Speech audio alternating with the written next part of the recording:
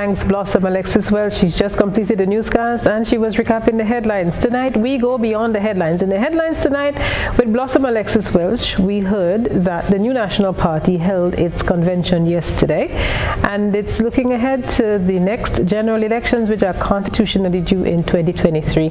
In December we launch our series looking ahead to the next elections, whenever it shall be called. I'm pleased to present our two panelists this evening, the Public Relations Officer of the New National Party, Mrs. Emmalin Pierre, and the General Secretary, Mr. Roland Bhola. Ladies, gentlemen, good evening. Good evening to you. Good evening to you, Odette, and good evening to your listeners and viewers likewise. Great.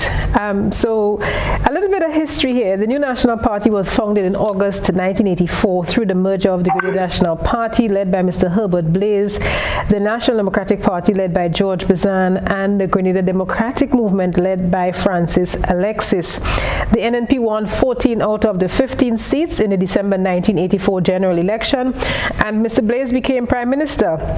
Mr. Mitchell was elected as leader of the NNP in 1989, defeating Prime Minister Herbert Blaise. In the 1990 general election, the NNP won 2 seats and was left in opposition. The party was victorious in the 1995 general election, winning 8 out of the 15 seats in the House of Representatives, and Mr. Mitchell became Prime Minister. After the NNP lost its majority due to the resignation of Mr. Raphael Fletcher, the Minister of Foreign Affairs, in November 1988, an early election was called for January 1999. The New National Party won all seats. The NNP narrowly won a third term in power in the November 2003 election and reduced to a 1-seat parliamentary majority. And moving on, in the general election held on November 27, 2003, the party won 48% of the popular vote, 8 out of 15 seats. In 2008, the general election was held again.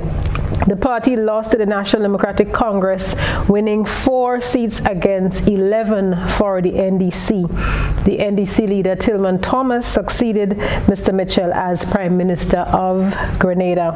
In the 2013 general election, the New National Party returned to power, winning all 15 seats.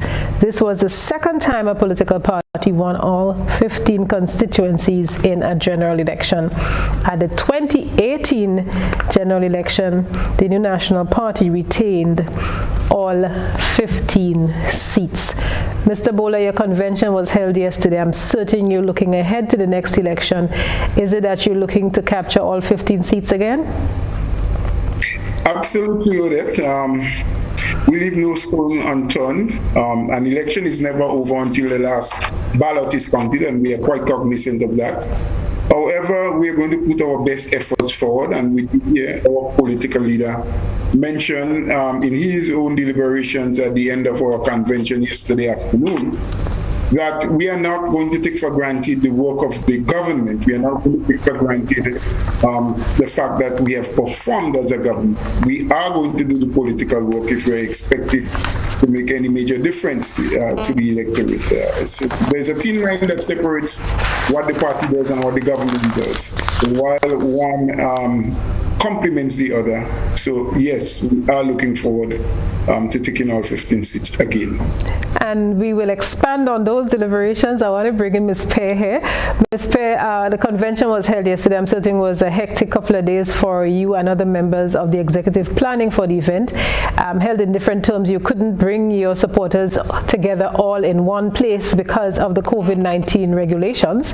Tell us what it was like holding the convention this year under different settings. Odette, good night to you again, and good night to all your listeners. Of course, it was a convention with a difference.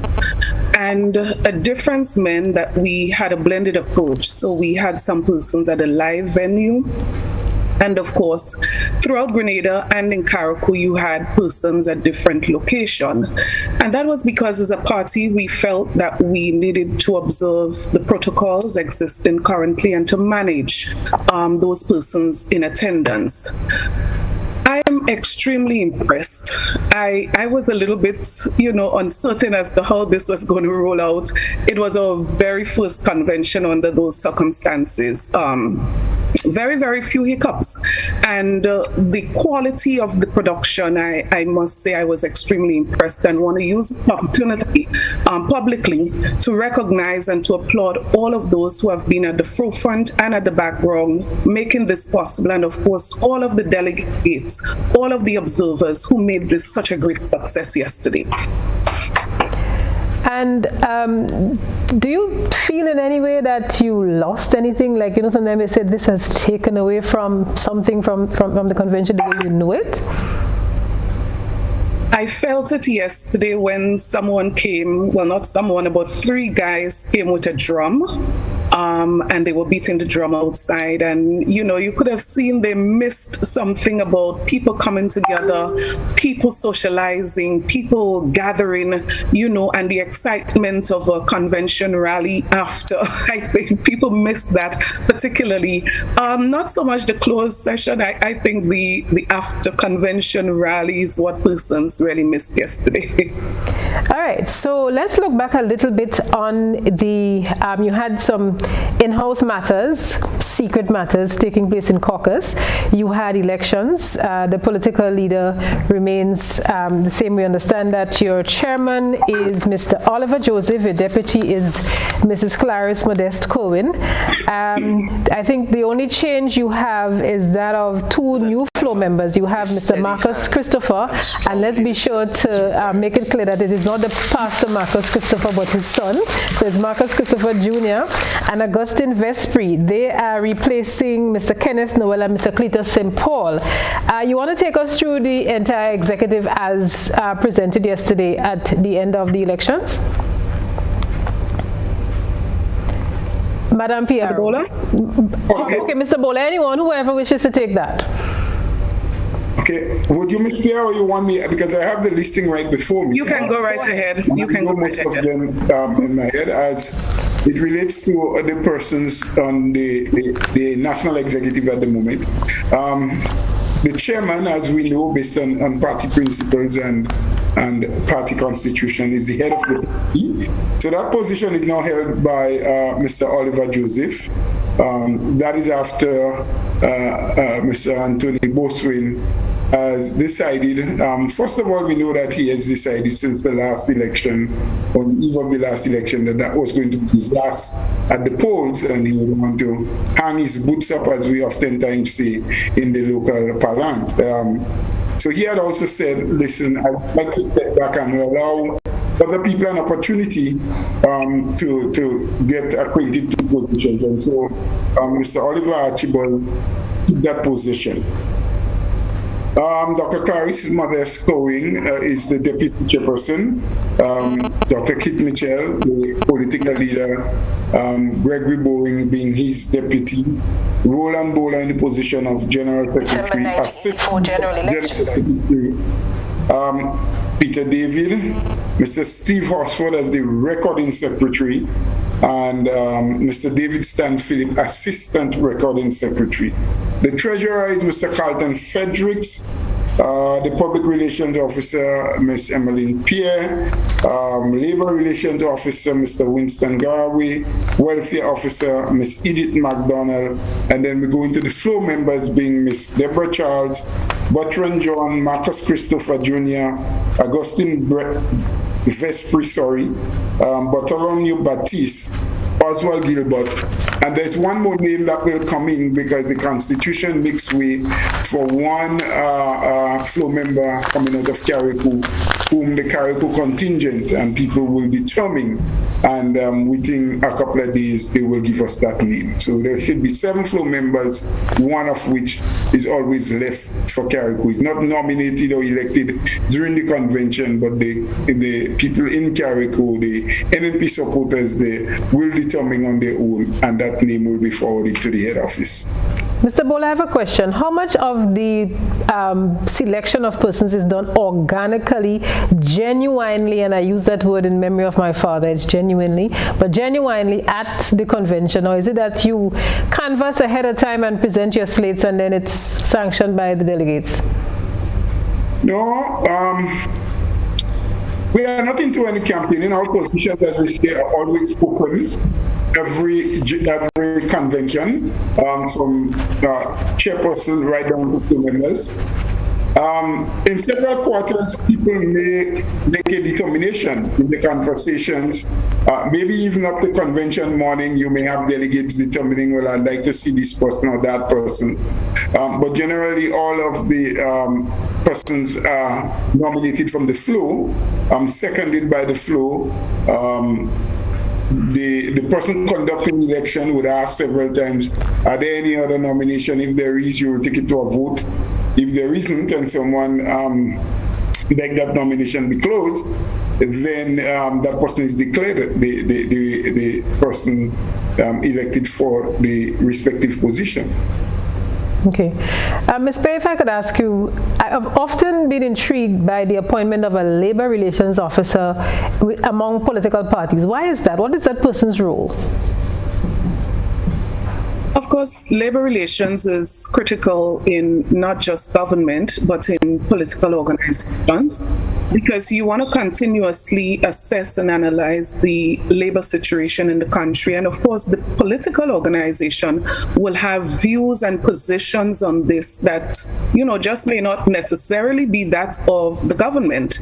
But also for political organizations, we understand the importance of a stable labor environment. And so as an organization, from time to time, we would discuss issues that relate to labor in the country. We would discuss policies of the government. We would discuss positions of the government. And so we consider representation of workers to be very critical, not just as a government issue, but as a party issue as well.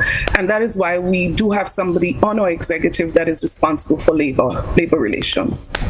Some have forecast that this could well be the last convention of the new National Party before the next general election.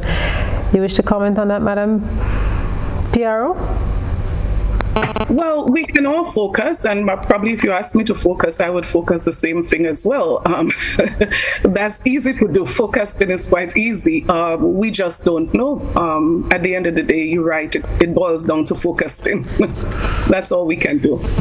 Mr. Bhola, some people have heard 2 dates given for general elections. I've heard April 15th. I have heard May 15th. Are those people on the guessing line anywhere close? Your suggestion and whether they are close or not is as good as mine, Odette. I have absolutely no idea. The only thing I know is that the general elections is constitutionally due by 2023. I think as late as June. I think if the government goes beyond that time, they will be declared null and void, or well, not null and void really, but illegal, based on the country's constitution. So anyone's guess is good, I believe. Let's see who may be guessing correct or incorrectly. I really have no idea who is correct or incorrect with the dates that have been suggested. And you're speaking the truth, the whole truth, and nothing but the truth, so help you God? I can hold 2 holy Bibles in my hand, one in the left and one in the right. I really am speaking the truth. I don't know. Just like any other Grenadian. I presume, however, when that time is coming close, most of us on the executive may be given a hint. But at the moment, I don't believe anyone knows except the political leader himself, or maybe whom he may have confided in. I can't say he has, but if he did, I don't know who those people are. So, Odette, if I can interject here, if you allow me. Go right ahead. Yes, our government, and I'm speaking now with a different hat, did give an opportunity to the Grenadian population to change that. I mean, I would have loved to be in a position where we can say now election will be on X date. I would recall our referendum gave us that opportunity to define when our general elections would be. And as you would also recall, as a people, we said, no, we don't really want to do that. We want to continue to operate on a system where the Prime Minister of the country decide on when the election will be. And he said recently that he had the bell in his back pocket. You were there, I wasn't there. Kinda, you saw any inkling of that bell creeping out of the pocket, Madam Pierre? I believe in preparation, so I don't look for the bell. I believe let us prepare, let's get the work done. Whenever the bell comes out, we'll be ready. Preparation is what I think is most critical. It's not where the bell is and when it's, going to be wrong. We operate from a perspective of preparation.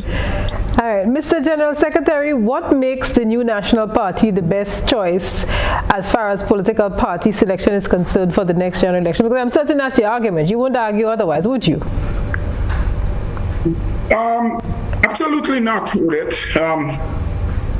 If you look at the team we went into convention with, NNP tried, trusted, and delivering.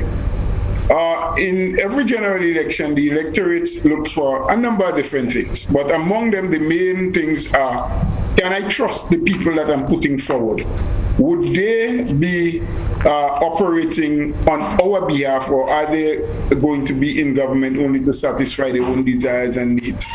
So you have to be trusted. The team has to be trusted, not an individual, but the entire team. Would that team deliver? Because people vote with expectations, yes? We may, from time to time, believe that some of them are unrealistic, but it is true that they have the expectations. Can they be certain in their mind that what they are expecting, the expectations, would it be realized? And over the years, the NNP has proven time and time again that you can trust that grouping and your expectations, or some of it, I should say, will be met.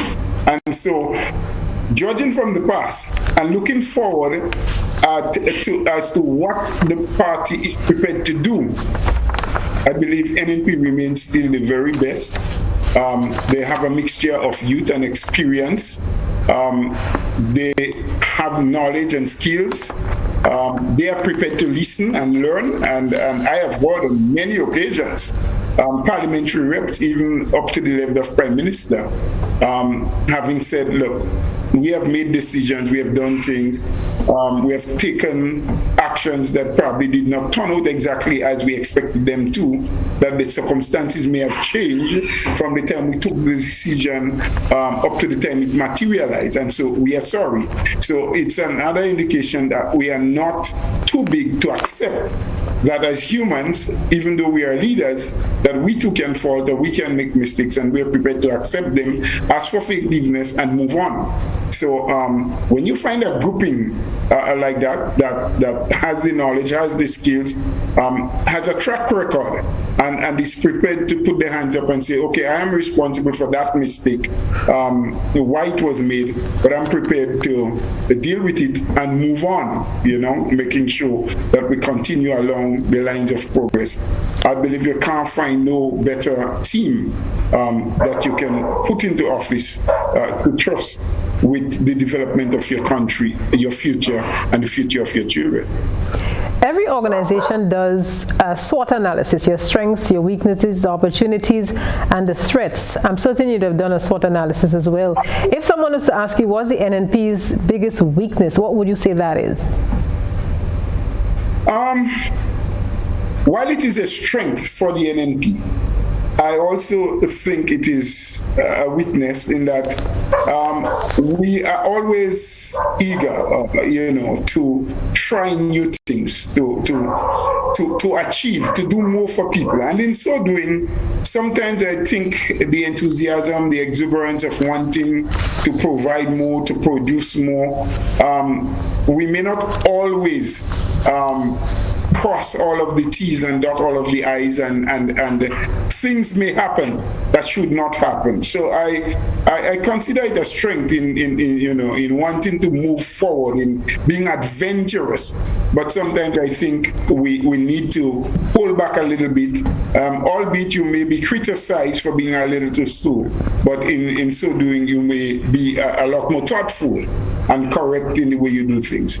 In all honesty, I also think that creeping in slowly, there is an issue that can be considered as a weakness, that with the younger generation, not knowing the history and understanding all of the struggles of the new National Party, and in some ways we're not selling it well enough. There is that little divide or gap that is creeping in between now the party and the younger generation. It is something that is not too difficult to fix. It is something that we are working on, but that also I will consider as a bit of a weakness.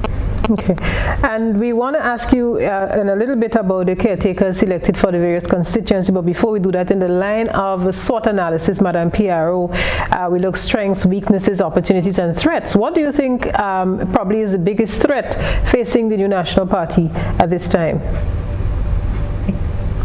So I would say the biggest threat, if you ask me, is something that came out quite obviously in the convention yesterday. The whole issue of community spirit.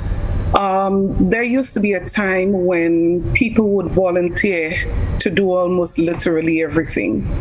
And of course, you know, we have matured in so many ways, that community spirit, and it applies not just to political work, but it applies to almost everything we can think about. So think about the old lady who needs to put up a house. You know, there used to be a time when the community just get together and would have just done that in one day. Now community members would tell you, you know, we need to pay for that service, you know.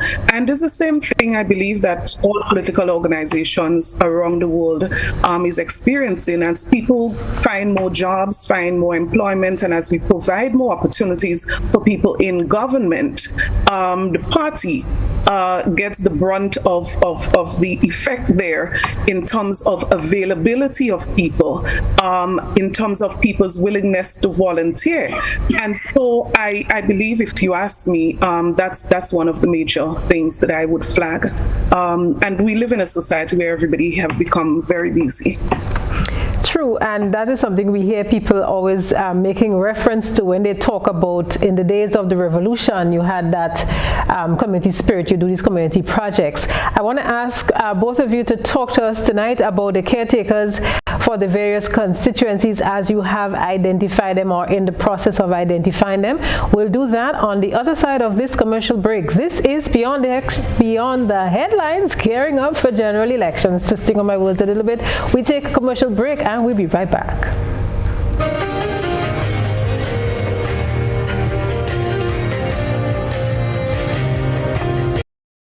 Need a quick, convenient way to pay your bills and avoid lines? Use the online banking feature from Republic Bank, First Caribbean, or Co-op Bank. Contact them today to set up your online banking and enjoy 24-hour convenience to make your bill payments. Stay safe. Grenlec, we are united even when we are apart. The next chapter in West Indies' biggest rivalry continues. West Indies flies against England for the Apex Test Series in 3 test matches. Tickets start as low as $20 and local residents enjoy an additional 50% discount with online purchase. Must be fully vaccinated to attend all matches, and COVID-19 protocols will be in effect. Secure your seats to the action.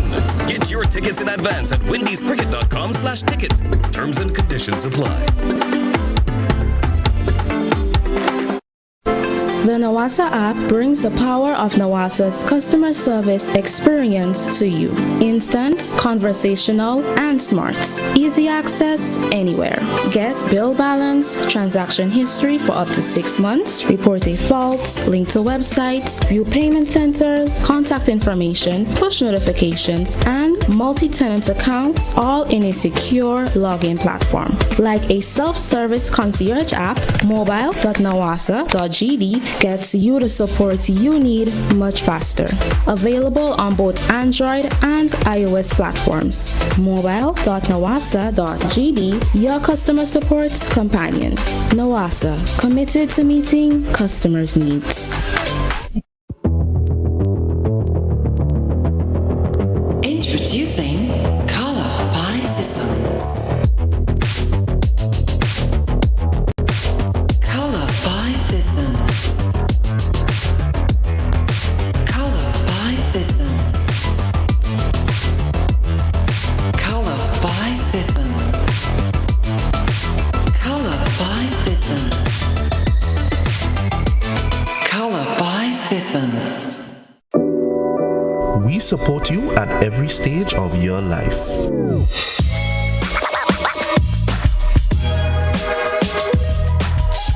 For business,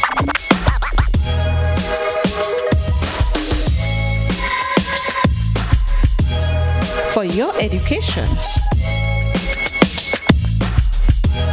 for your financial freedom,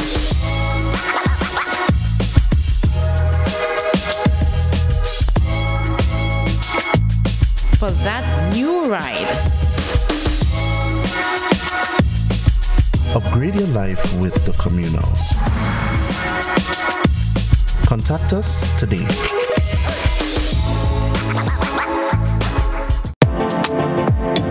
Let's start the new year on a high, a detox high, because it's detox time again at Nirvana Detox Center, a natural health store. Check out our many detox packages starting from $100 or get 15% off on colonic irrigation therapy. Detoxing can help with liver and blood cleansing, weight loss, constipation, acid reflux, kidney stones, heavy metal removal, gas and bloating, and more. Call or WhatsApp us on 231-6642, 418-7115, or 449-7753. Ask about our delivery options.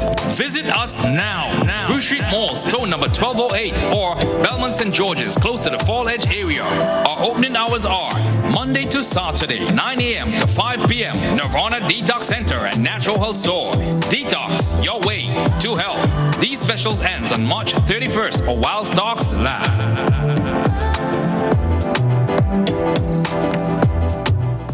You can now send a gift card to your loved ones locally or internationally thanks to the food fair. Here's how it works. Click the gift card icon or banner, customize your gift card by choosing from different templates, dollar amount, and personalized messages. You can also upload your personal design. Select Add to Cart and complete transaction. Allow relatives and friends to pick up an item or items at the food fair for the dollar value. Gift card. It's that easy. Here is a little known fact. There is only one place in Grenada that you can get an MRI scan done. That place is Spicile Imaging Center. Yes, Grenada, that's the truth. Other centers could offer you other scans, but Spicile Imaging provides an authentic MRI scan. Here's another little known fact. Spicile Imaging has 3 centers. We operate at Grenville, the Carnage, and at the Ocean House, Grand Anse. We provide the widest range of laboratory tests and services. CT scans, x-rays, mammograms, ultrasounds, and a host of other services. We are fully staffed by a team of family doctors and specialists. Call us today at 444-7679 or 406-1500 or visit any of our 3 locations. Spicile Imaging, from seeing the doctor to getting lab tests, scans, and pharmacy services. We are here to take care of you. Say hello to Grenada's hidden gem, Mandela Court, a Grenadian-owned luxury boutique hotel tucked away in Lansipine. Our fully equipped suites are now complemented by an international standard restaurant and conference room. So whether you're having a formal business event, quaint garden wedding, or just a relaxed dinner for 2, you can count on Mandela Court for that luxurious experience. Call today to book your viewing or reservation. We look forward to welcoming you.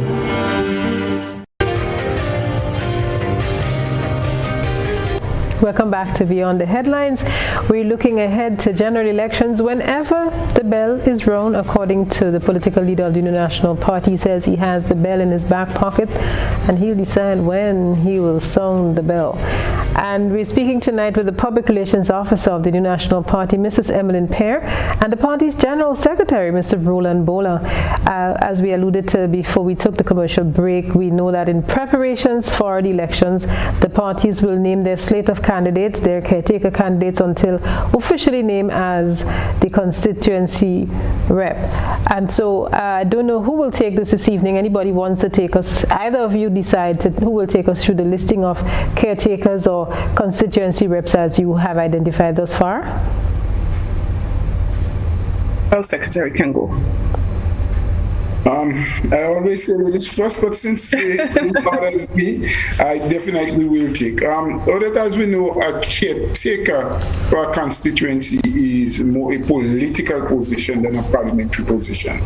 The parliament of the country has nothing to do with that until after an election, if that person is successful in the contest for the constituency and becomes a parliamentary rep or is appointed as a senator.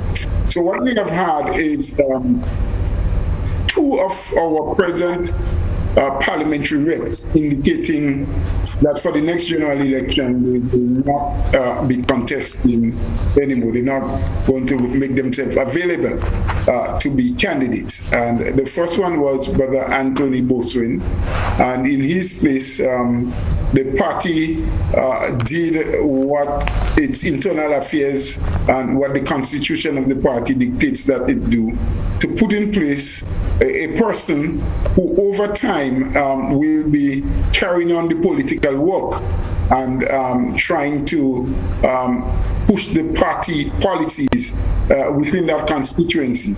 And after assessment, the party, through its national executive in collaboration with the people of that constituency, and generally the constituency branch, will make a determination whether that person is fit and proper and suitable to move forward as the candidate.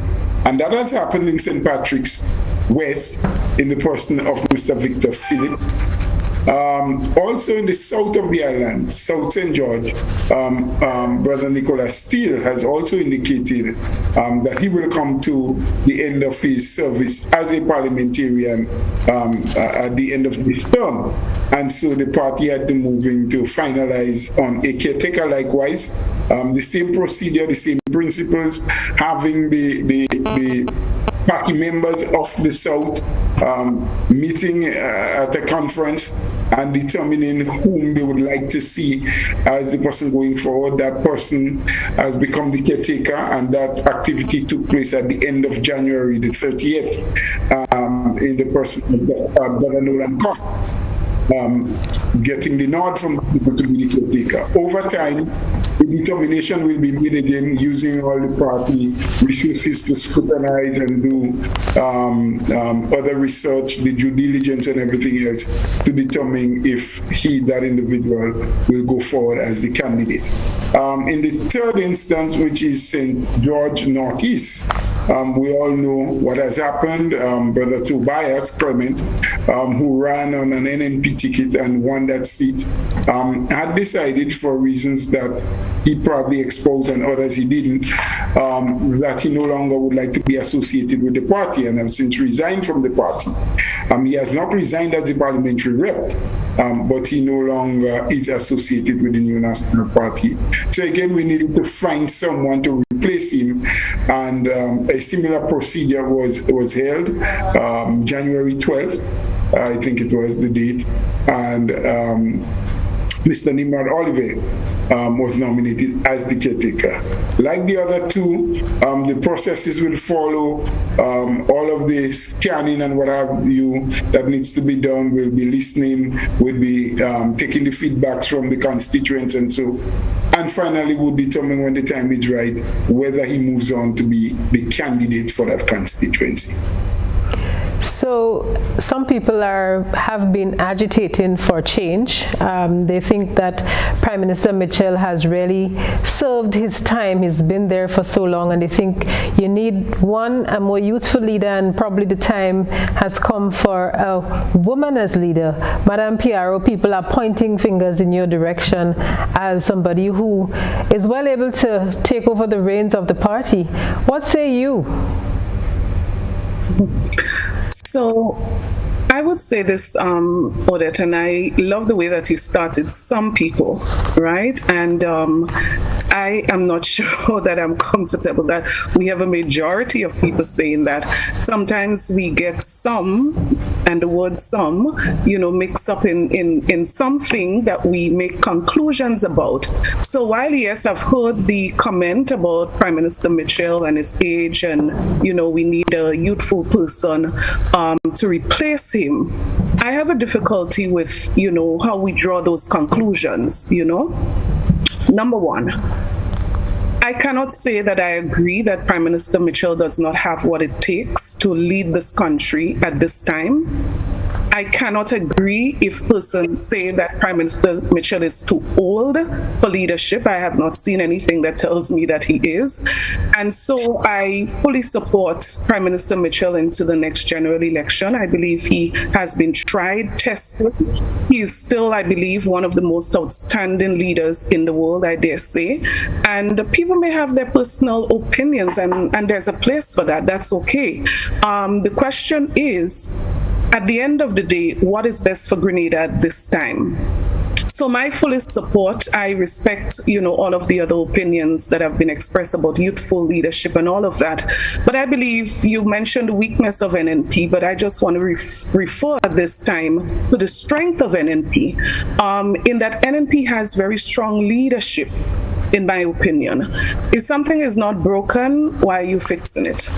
The second thing is that NNP has a strong, united team, and a team that has an excellent blend of youth and experience. And if you ask me, the general population of this country supports the New National Party, generally speaking. And so I believe the time is still very much perfect for the current Prime Minister to continue to lead this country, and he has my 100% support. The Prime Minister said... But I think if you would allow me, not so much to add, but to ask a question. And that question is, at what age is it perfect for a person to lead or not to lead? So, because I hear the talk about it's time for him to go and time to get somebody youthful, but I have not heard anyone or any strong argument saying that he's incapable of leading. So my question is, what age is perfect for you to be a leader or for you not to be a leader? And some months ago, the Prime Minister alluded to a search party being set up, and I think it was being led by Mr. Boson. He gave interviews about that. Any updates there? Well, I'm not too sure exactly what that is about. I have not been involved in any way in a search party, whether there are people searching or so. That is not something within my remit, so I can't speak too much about that because I don't know. I think, Bhola, Odette might be referring to what the Prime Minister referred to as succession planning. Okay. And I think one of the things we must give credit to the current Prime Minister of Grenada is that he has said upfront, and he has not said this in very recent time, he has been saying this, that part of his responsibility as leader is to ensure that he grooms and he prepares young leaders, and not just for service at the head of government or the head of the party, but for all different spheres of development in the country. And that, I believe, he must be credited for all that he has been doing in this regard. As it relates to leadership of the party, he has also said openly, I've heard him say publicly, that he believes the time is extremely crucial and the time is right for succession planning, and that the party has also been engaged in. You refer to former Minister Boson as one who has been indeed chairing a committee looking at succession planning. And I think we have to be careful not to mix two things up. I have listened very well to the opposition on their mantra of youth and change, and a young person must be the head of the party and all of that. I've listened carefully. But I think we're dealing with two different dynamics there. Now, when you have a product that is not moving on the shelf, when you have a product that is not selling, the wise businessman maybe would start thinking of a marketing strategy. What do I do? Do I rebrand? Do I change the name of the product? Do I change the label of the product? And I believe, that's my firm belief, that the NDC has done its work and realized that it has some challenges and has seriously been looking at the issue of rebranding. And so I think this is very different to the situation of NNP, where the party and the political leader has indicated that the party's strength and the party's growth, the party's survival, the continuity of NNP has to be built on the issue of succession planning. And it's a process that evolves over a period of time. And I'm quite satisfied with the efforts that are being made by the political leader and the party in that regard. And so many young people are involved in that process. And I think high commendations need to be given to the leadership of the party. You know, there'd always be watchers, right? And there'd be speculators, there'll be speculations. We saw two of the powerhouses, and the story tonight was women power. So you had two fabulous speakers at the convention, Akima Paul and the Honorable Mia Motley, the Prime Minister of Barbados. And some people started saying, is Akima one of the people being groomed? If that's a question, Odette, I would say the party has always embraced youth. I came into the Senate at the age of 27. Devon Roche came into the Senate at about 26. Akima Paul is another young person. Kate Lewis is another young person involved in the New National Party. So there are many young persons involved in the New National Party, and I'm talking about young people who have made differences in different ways. And of course, Akima is a very outstanding young person. I feel extremely proud that she has associated herself with the New National Party. And as I said before, the political leader and the party has been on a journey of recruiting, embracing, developing, empowering young people. And we'll see where it leads to. Let me just say, Madam Pierre, just in case you're on the live or monitoring, I'm certain you see all the votes coming in for Emmalin Pierre as potential leader of the New National Party. No, I have not been. So, I have not been. So if it comes and the nod comes to you, will you embrace the opportunity? I would say at this stage, Odette, my focus is on how do we ensure that this party continues to be in the position to provide for the people of Grenada, Carriacou, and Petit Martinique, that this party continues to make a difference in building a stronger Grenada. That is my focus at this time. And as it relates to leadership of the party, it is not my focus at this time. We have an election ahead of us to win.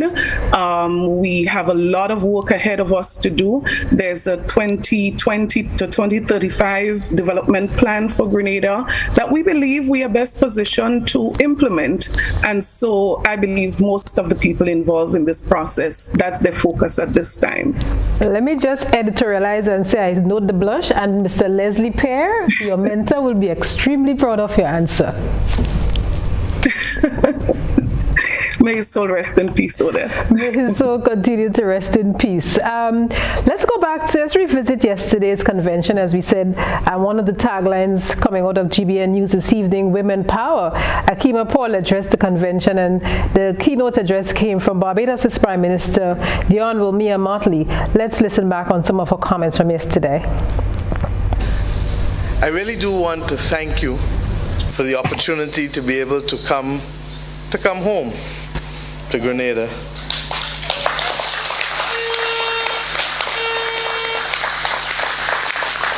And to share a few thoughts with you about where we as a Caribbean people are today in these very difficult and challenging times. And as I stand here, I'm conscious that we don't just land up here so. We don't just land up here so. That batons have been passed, Peter, through the years. And you referred to the great founding leaders of this region who did their best in the year that I was born in 1965 to form CARIFTA, the Caribbean Free Trade Area. But it is not by accident that is only one part of the equation. For me, you heard me say, it's good to be home. And I've said in this very room on numerous occasions, and forgive me if you've heard me before, but I don't believe that you can take for granted your existence in life. And to that extent, I owe part of why I'm here to my grandmother, who was born here in Grenada and who went to school here. And then, of course, in talking to you about the Caribbean, it is ironic that I've come back to the place that has given me the responsibility that I carry today in the quasi-cabinet of CARICOM. And what, pray tell, is that? That this is the country that afforded us the opportunity in July 1989 to have the Grand Aunts Declaration that has come to shape much of what modern CARICOM has been about and must continue to be about. In reflecting and looking back at that document and looking at the aspirations of those leaders in 1989, there was no doubt that there was an acute appreciation that we will always be stronger together.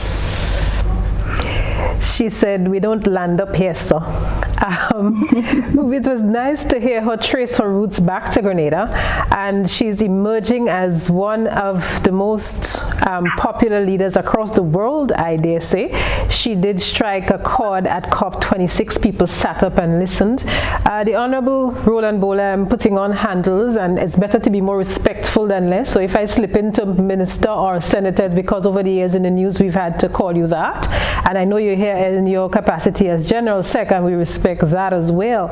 What is your thought on the role of women in politics? Absolutely important.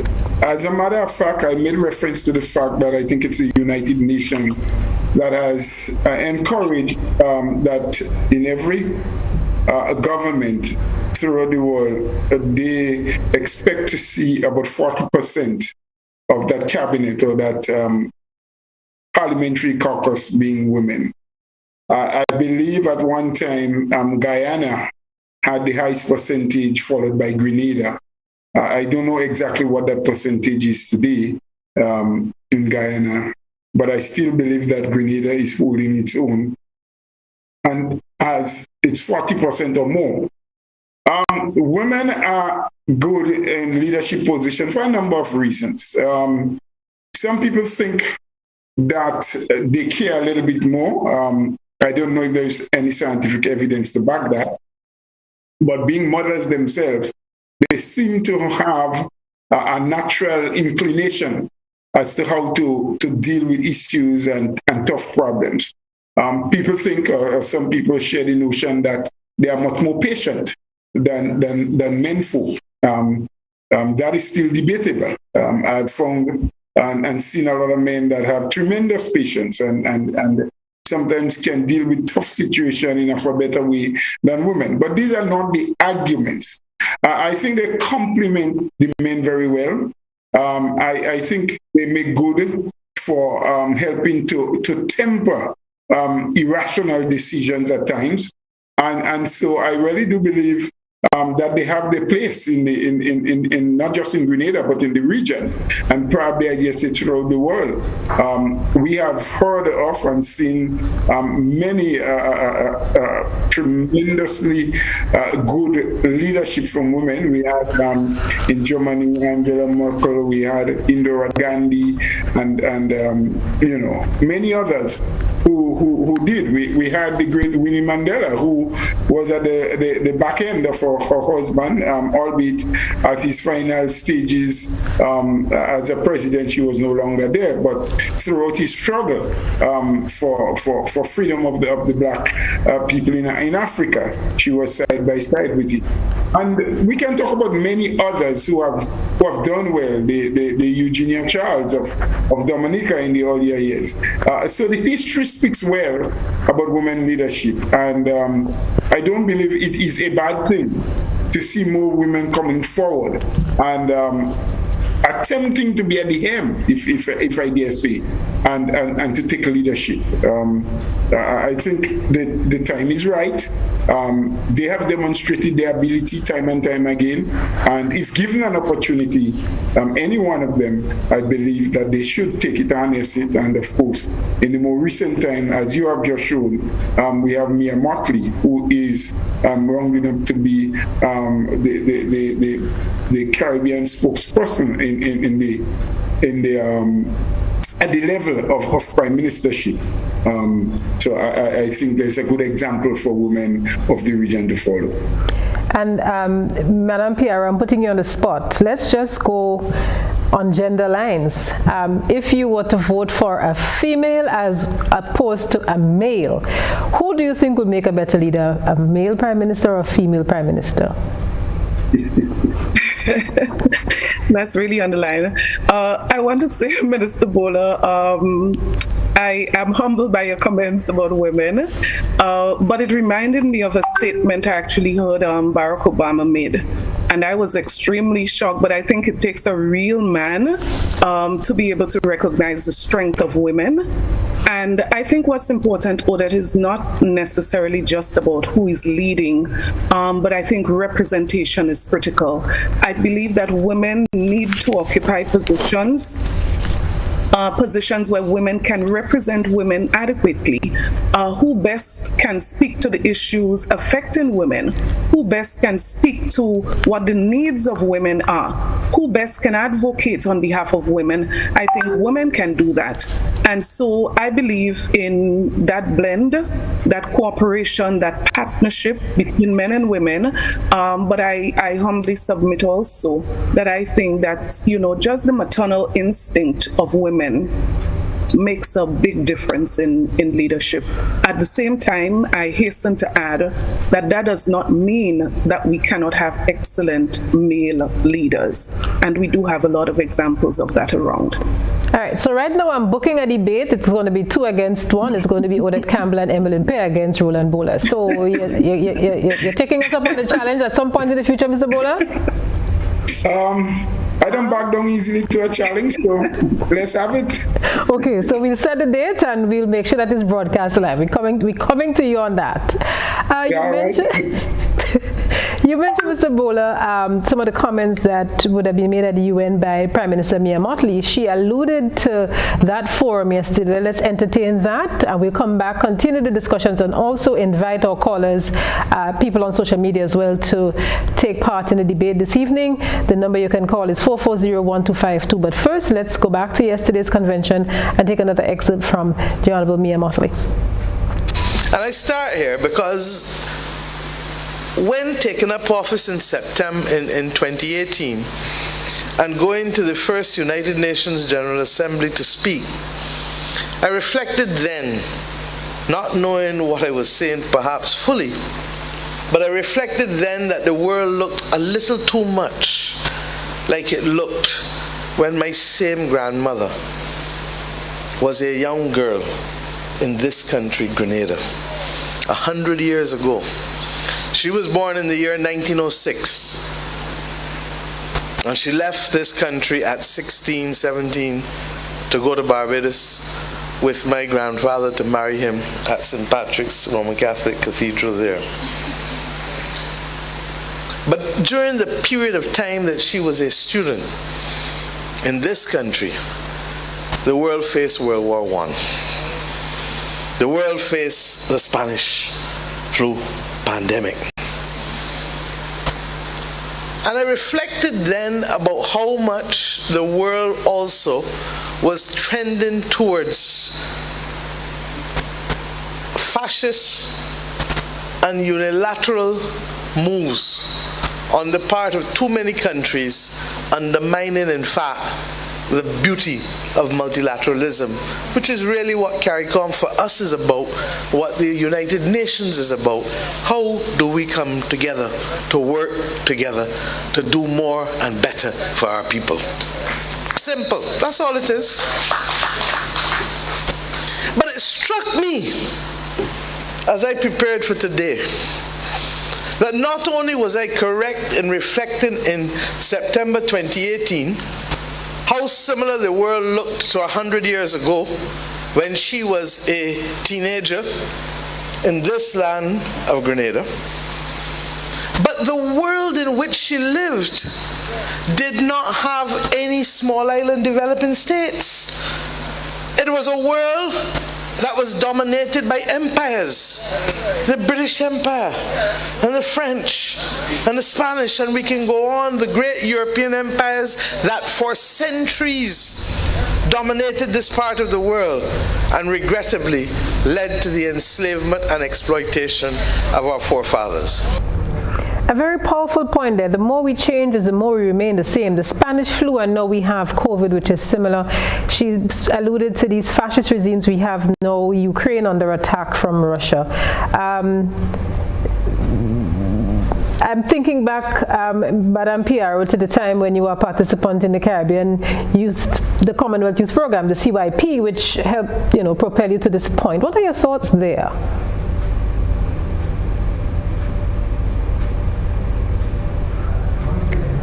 Your mic is muted. Yes, what stood out for me from Prime Minister Mottley's presentation is the vulnerability of small island states. How exposed we are and the challenges that we face. And, when she spoke about how small island states are forced without a choice to spend so much of the little resources that they have to deal with issues and problems that we probably should not be spending on, and how little is left for the developmental issues that you want to address. I mean, that really just hit home to me yesterday of the COVID situation right now. This government has spent millions and millions and millions of dollars fighting COVID-19. And there's so much, I think she said it in those exact words, there's so much we take for granted. So the response to COVID-19, something that we did not sit here and create, something we did not expect, you're forced to change plans, adjust plans to respond to that because you can't refuse to respond, right? And of course, that's one of the strengths of our government as well. Its ability to respond to crisis. And so what that does is to affect your original plan and agenda in some way or the other. But what is critical, and what I noted about what she said yesterday, is the importance of collaboration. It's the importance of coming together. It's the importance of pulling resources together, and I'm talking about locally now. How do we respond having to face those threats that we don't have control over? But most critical about what she said yesterday to me, in all of that, all of the challenges, those global issues that we are forced to grapple with, most critical was her statement on the importance of that blend between youth and experience. That's how I would analyze what she said yesterday in that context. The global issues we don't have control over. The challenges we don't have control. They would come. But it's important that we consolidate ourselves locally to be able to respond and to fight, while of course we make all those pitches internationally for additional support. All right. We have a call on the line. Let's hear what this person has to say to us this evening. Welcome to Beyond the Headlines. Yeah. Good night. I'm pretty much concerned whenever I hear the terminology leader, because I know for a fact that a leader empowers the next generation. A leader don't focus too much on staying in power, but empowers the next generation. A leader transforms.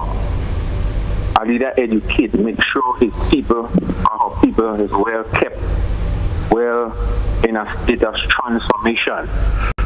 Can we truly say that Grenada has been transformed?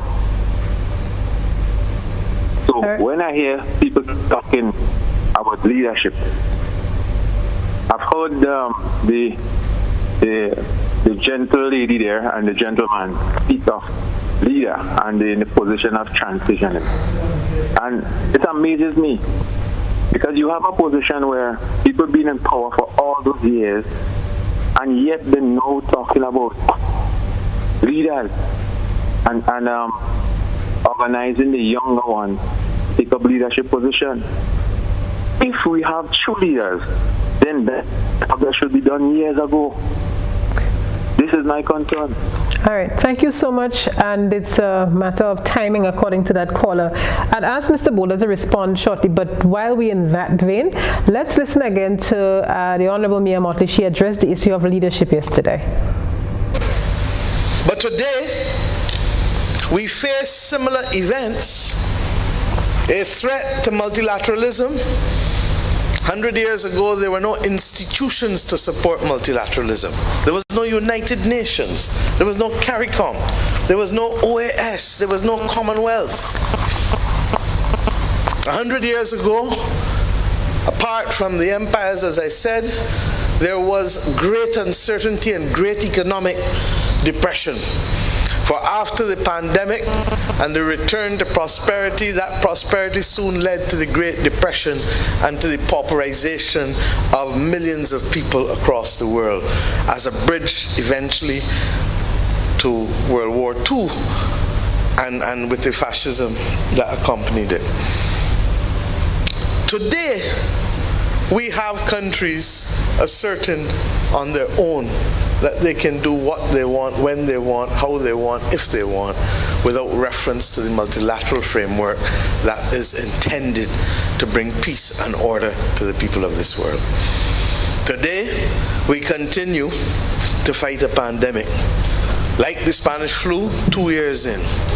Most of us still with masks and very conscious that even though things appear to be improving as they have been, we are not out of the woods because of the vaccine inequity and selfishness that has dominated the global affairs. Today, we also fight that which was not being fought 100 years ago, a climate crisis. And you here in Grenada know only too well with Ivan what that meant.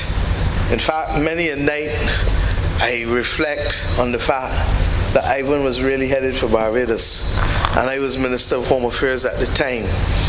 And at the very, very, very, very, very last minute, Ivan shifted from Barbados and came to Grenada and decimated Grenada in a way that will forever bring pain to us as we recall and reflect what it did. But it pictured for you and it brought for you the vulnerability. 1 minute you're good, and in less than 24 hours, everything gone. So I paint this picture for you because with the climate crisis, with the pandemic,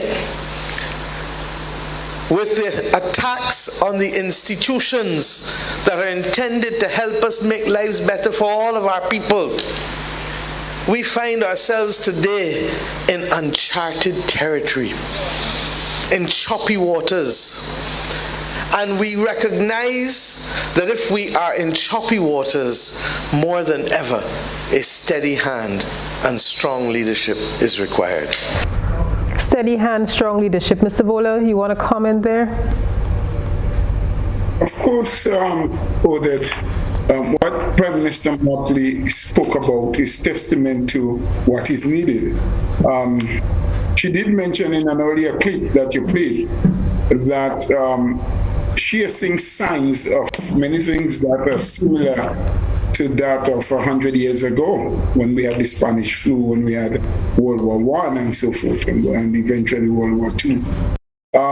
So what's needed to deal with this crisis, to deal with these kind of eventualities, are steady hands, experience, people who have at least some knowledge and inclination and ability, but also who may have had an understanding of similar situations. Some they may have gleaned through their own personal experience in leadership position, others they may have learned about, albeit we need to be united in our effort to fight some of the issues that are confronting us. Because many of those issues are not, as my friend Emmalin Pierre said earlier on, are not of our own making. Some of them are issues that we never expected. We do not know why they are here, but we are faced and placed in a position to fight them off, to prepare our people to deal with them, to comfort our people with what it can do to them, and to show our real strength as leaders to take care of it. And leaders here, not just meaning a political leader or a prime minister, because the caller earlier on has his own way of interpreting what leadership means, and preparation and training and transition, what that means. We can look at a number of people who, because of the efforts, because of the foresight of the present prime minister and political leader, have transitioned at different levels, not necessarily becoming prime ministers. We look at one outstanding Grenadian in the person of Dr. Timothy Antoine, who came into the Ministry of Finance as a young person, who was leapfrogged by the same Prime Minister Mitchell from the position he was in into a higher position up to the point of permanent secretary in the Ministry of Finance.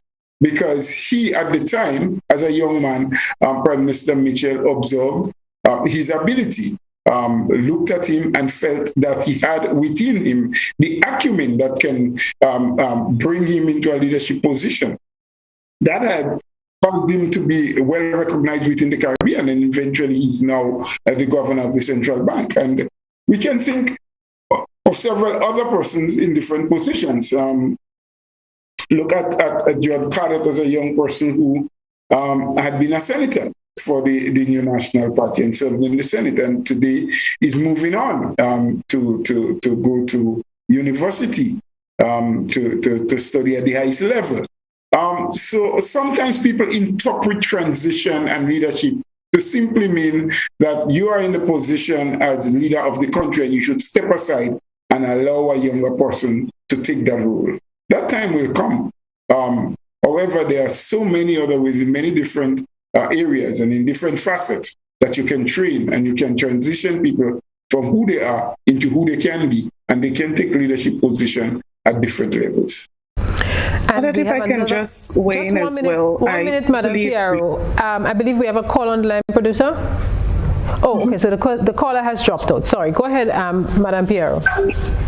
I was just saying I agree with Mr. Bhola as it relates to the issue of so many people have been inspired through transformational leadership in Grenada. But going back to the comment of the last caller, I want us to be careful about tying together the issue of transforming people, individuals, and if we're talking about transformation of a country, that's two totally different things.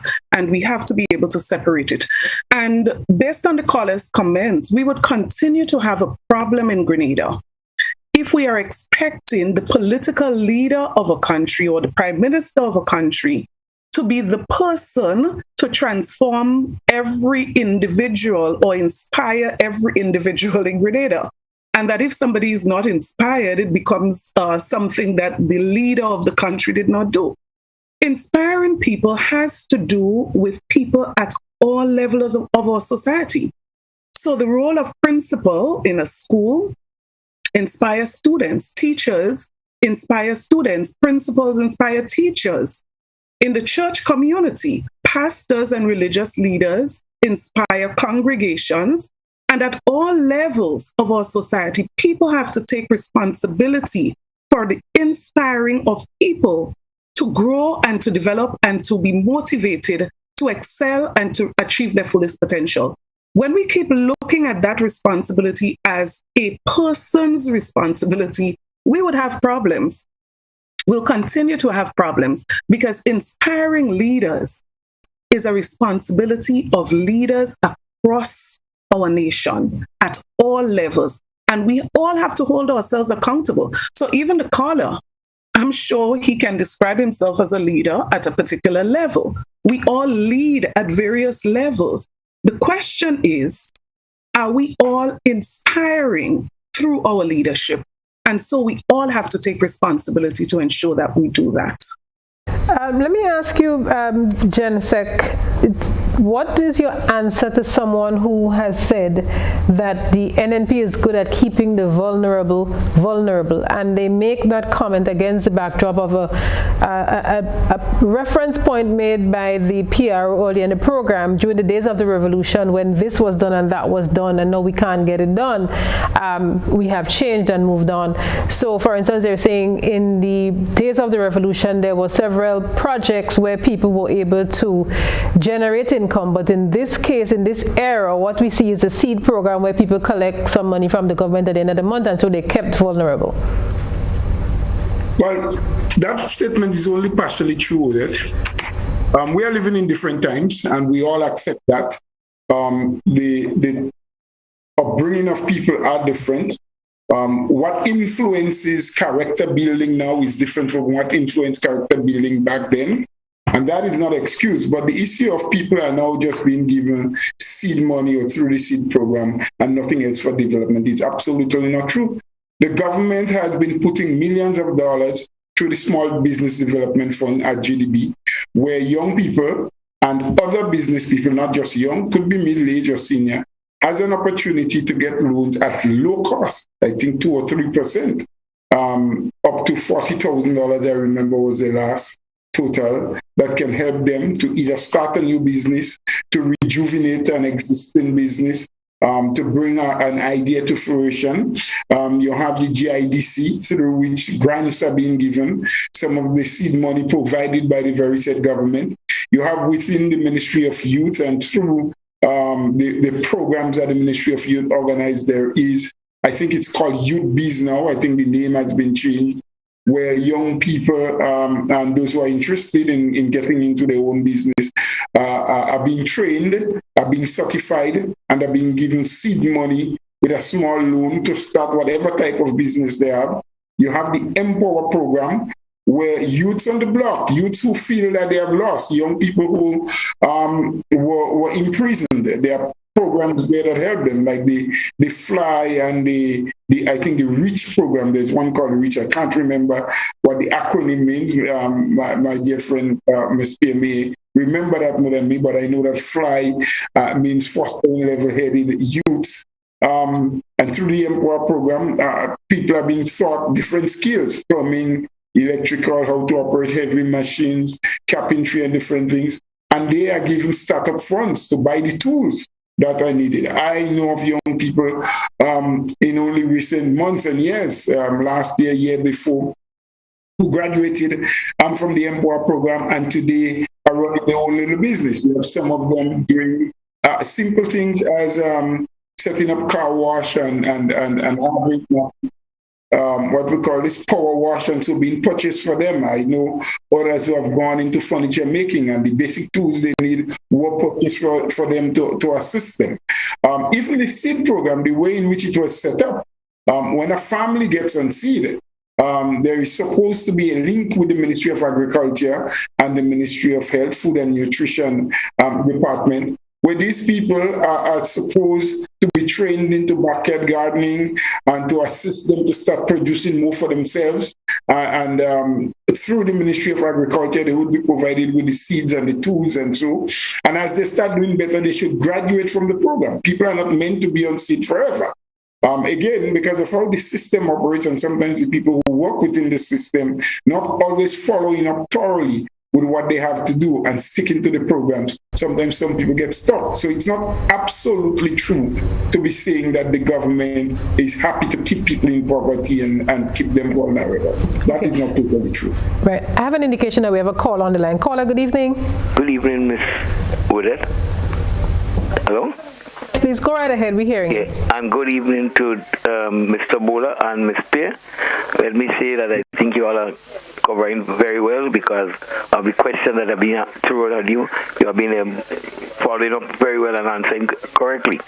But I think it's Ms. Pierre that said concerning the village cooperation that you're not getting before you gain self-help and whatnot. I think the government and the party have to be blamed for that, because there are people that are asking the government to assist, the way they're willing to assist in helping to develop the village, doing pieces of road, doing other things, and we're not putting a structure together for that at all, where you can give the people the material and the people do the work, and you just have some supervisor there. And I have known of areas where we asked for that already, and nothing has been done. So the government and the party have to be blamed for that. Because a lot of help, people willing to do some help in some places, but they're not being innovated by the management. Okay, thank you so much, caller, for that observation. And we are looking at the clock, and it's ticking down to 9:30, which is when we're supposed to end. So as we get ready to wrap it up this evening, we're looking back at the NNP convention yesterday, and gearing up, we launched our electoral watch here on the GBN in December, looking ahead to the next elections, which are constitutionally due in 2023. As we look ahead to the election, Minister Bhola, General Secretary Bhola, you were mentioning some of the government initiatives, and we don't want to belabor the point because in the interest of time, but some people have dismissed some of these initiatives as elections gimmicks, saying that all along none of these were forthcoming, but we see them coming forward. Some people have also said that probably the recent developments within the rebranding of the NDC, as the Honorable PRO would have alluded to, probably would have awoken the government, which probably had gone into some level of, the word that I want to use right now is it's skipping me right now, but complacency, because it won 15 seats and thought that there was no opposition. But that is also a fallacy on their part, and I'm happy that they're thinking that way, because while they think that we are becoming complacent and falling asleep, we are doing what we have to do as a party. And I just want to answer the governmental part. You've said that the rebranding and probably the eye-opening of the NDC is what is causing them to see now that those programs are available. Because you can do your own research, GBN, as your journalists can go out and find out. You can check with GDB, and you would recognize that the programs that I'm talking about has been there for years. The only recent program that was launched was the program with the $10 million that is to target the contract workers, the government, the unions, the contract workers. I have been going backward and forward for quite a while as to what more can be done to assist them. And in recent times, they announced that. But for the small business development loan and other things, if you check with the Fisher folks in Grenville, in St. Mark's, in St. John's, they would tell you how many years ago they got monies loan from GDB, the small business development, to purchase boats, to purchase engines, number of persons who are into hairdressing, barbering, and several other things, farming, animal rearing. People will tell you. So I think it is incumbent upon the media and GBN, while government has to give information, and probably the board of directors of that program can put a statement out to talk about how long ago that statement has been there. It has nothing to do with election and electioneering. This is what some people may want to have the nation believe, but there are many people, hundreds of people in this country that knows of, and the names are there, the loans are there, the dates are there, to prove that it is not because of election in the air or the rebranding, as you call it, of the NDC that has caused the government to do it. It has been there. It's something that the government is cognizant about and has always made efforts, because we believe that government cannot provide everything for everyone. Government cannot employ everyone. And so some people have to do things on their own, but we need assistance. And so they have been given assistance. And you know, in a court of law, we talk about attribution. The attribution of rebranding of the NDC is a comment that was made by the PRO, so I was following on that. So it's not me saying the NDC was rebranded. I heard it from you for the first time, so if I am putting you in any trouble, it was not intentional. But if I can butt in here, I really would love Madam PRO, I know you're butting in, but I was going to ask you for your closing comments. And no, you're not allowed 3 minutes, Madam PRO. I know you have the power to give us an additional few minutes because you did have some lengthy clips. So I know you have what it takes to make it happen. I know you have the power to make it happen, Odette. So I want to just comment quickly on the issue of people and vulnerability and, what you referred to as the other persons in politics making reference to the government, making people dependable by its own actions. I want to make 2 points, really. One being, I think this boils down, and the response and the comments that you hear, it really boils down to political parties, their philosophies, and their policies. So I'm not surprised when we were out of government and another party was in government, you had people being removed from the seed list, vulnerable people who are not able to help themselves, persons who are not able to send their children to school, elderly ladies who are not able to support themselves, to buy medication at the end of the month. These people were just removed from the list. The devotion program, another one in which, and we know that government cannot employ everybody. And so there are certain programs that are meant to provide that social support to people in society. You go to the great United States and you see some people who need help from the government to help themselves. And so again, it boils down, as I said, if your philosophy and your policy is not pro persons who are considered to be poor and helping them out of poverty, then you would have serious difficulties with programs like these. But as Brother Bhola would have indicated, what I love about many of these programs, and I see it in my own constituency, whether it's the devotion program, whether it's the seed program, whether it's the skills training program, over a cycle, over a period of time, you see how many people graduate out of these programs. So when I started some years ago, and you go to any constituency and it's the same thing, ask any MP, people who were on the devotion program, they are not all there. Some persons have graduated into other areas, means and ways by which they are now able not to depend on the government for this part-time arrangement, but they are able to access full-time jobs. Can we do it for everybody? I know some people like to fool themselves politically into tackling the government to say, well, everybody on the devotion program should be permanently employed. You're talking over 3,000, 4,000 people. And anybody who understands how government runs and how resources are available understands that that is impossible. And like every place throughout the world, you would have those persons who government would have to give a hand to, would have to support. And I'm so proud to say that the policies and the philosophies of the new National Party is supportive of the people who cannot support themselves, who are unable to support themselves. And it is geared and designed in a way to help them to grow. And I'm really proud of that. Odette, the final thing I want to say, and I know you have agreed to give us a few more minutes.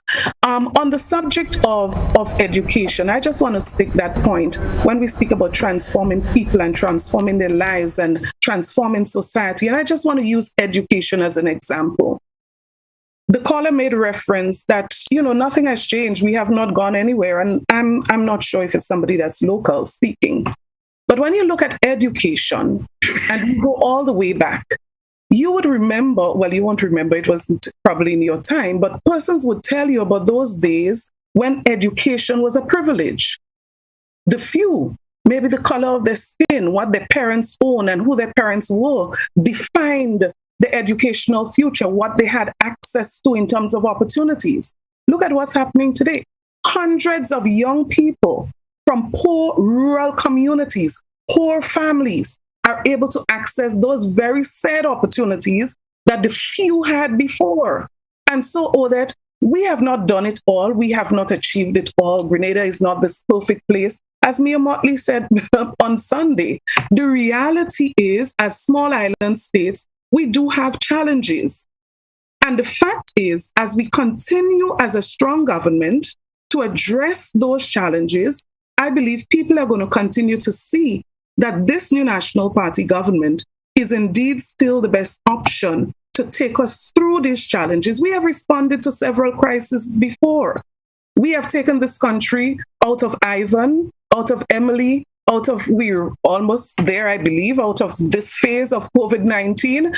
Look at the performance of this government. And so when we speak about change, we have to be so very particular what we are talking about. And I always say changing your clothes is so very different to changing government. In the midst of crisis, in the midst of development, in the midst of moving to the next level, what chances are you prepared to take? And I think that's what it boils down to. Who is most competent to take you through? Are you prepared for trial and error at this stage? Are you prepared for a new pilot that has no experience at all at this stage of our development? I submit, Odette, that we are on a good wicket. We are doing well. A lot of room for improvement. But I believe if we consolidate our efforts, if we continue to work together, this country is going to continue to shine. And I believe that's true. So you just hijacked the program and went over time, Madam Pierre, right? So you're OGBN for some minutes there, right? I'm sending the bill tomorrow. Mr. General Secretary, the closing words are yours this evening. What would you like to say to the public as you close off tonight's discussion? Thank you so much, Odette, and thanks to the GBN. I just want to say to people, as we move forward, you said in the beginning, it's an election era, certainly so. Be careful of the choices that you make. You have a right to listen and try to understand and make informed decision. But remember, memory is so different from money. Yes, remember, rhetoric is different to reality. We must look at what is happening. We must be always grounded in reality. And there are those who will make us believe that the challenges of the world, the challenges of the region does not affect Grenada in any negative way. And that, we can just do anything or say anything and, things will happen. Magic will come. It's not going to be like that. It's going to take hard work. It's going to take a determining spirit. It's going to take people who understand the do's and don'ts of how to run a country and how to deal with the hard issues to help this country to continue to grow. We have been doing well compared to a lot of our neighboring islands in a critical time like now. And as Sister Emmalin said, is now the right time for changing the pilot and bringing in a novice. That is a determination that the people have to make. But I also just want to hint here that while we do what we do and we go about trying to win votes and win hearts, be cognizant that we're still very much into a COVID period and that we should take all the necessary precautions. Because at the end of the day, it doesn't matter which government that comes in, COVID is something we would still have to deal with. So again, I say thanks to the Grenadian public for listening. And please, when you have to make your decision, make a very informed decision, understanding that your future and that of your children relies on the decision that you make. All right, great. So we have closed off Gearing Up, and something has just come to mind. The Public Relations Officer of the New National Party has been our panelist this evening together with the General Secretary, Mr. Roland Bhola.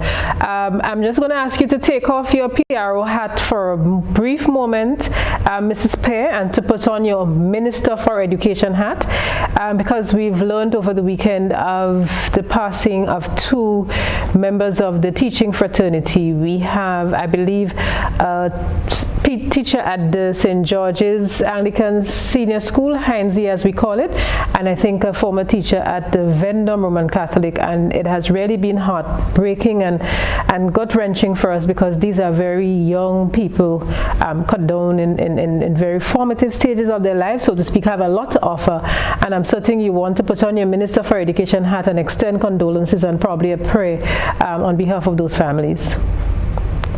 And you're so gracious. Thank you so much for this, Odette. I really do appreciate. We have lost some excellent soldiers, and the two we've lost over the weekend, I believe, Odette, I want to extend to their families publicly. All of those who are grieving at this time, the schools, the teachers, the principals, students who are mourning at this time, my heartfelt condolences to you. I believe at this time we can only take comfort in the fact that God gives strength. Sometimes we're not able to understand why in the moment, but just knowing that God gives strength and He's the greatest comforter that we can have. I do extend to the entire teaching fraternity my condolences at this time and to encourage families remain focused on God, and who I'm sure there's strength like no other when we look to Him. You are my strength, strength like no other, strength like no other, reaches to me. He's indeed our strength. He's indeed our strength. It's on that note we close off tonight's program. Thank you so much, Madam Pierre, for putting on your Minister for Education hat. And Mr. General Secretary, it was really wonderful speaking with you this evening. To all our viewers and listeners, wherever you are, to our bereaved families, we say God's grace, His strength, His peace.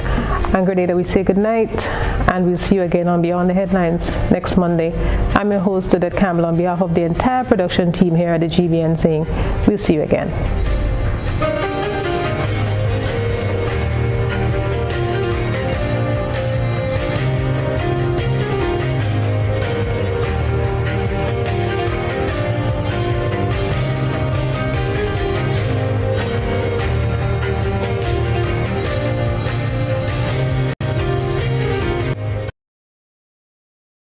Have you heard about the new Software bathroom tissue with total hygiene? As hygiene and safety have taken center stage,